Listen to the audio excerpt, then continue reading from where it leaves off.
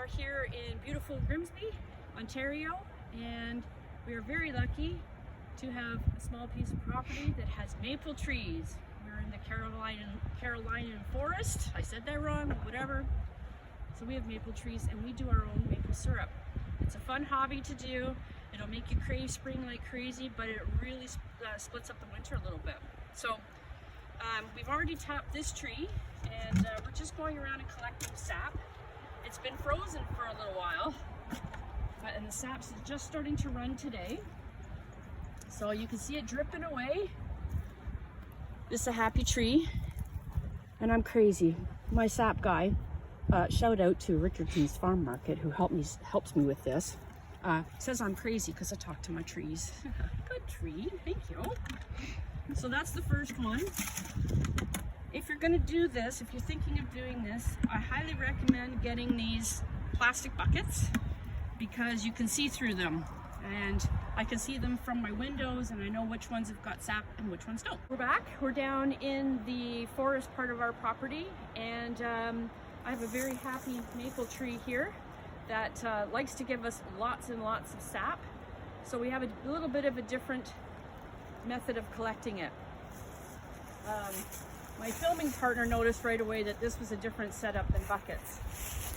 So what I did here is I purchased these interesting spile and tubing, and we drilled holes into the top of some 5-gallon buckets from Rona, obviously, and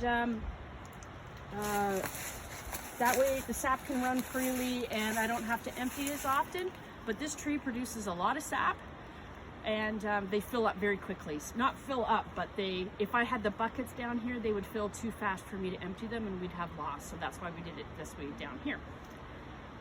Hopefully it doesn't make a liar out of me and there's lots of sap in there. Nope. Very, very little. Huh. What's the matter, tree? Are you okay?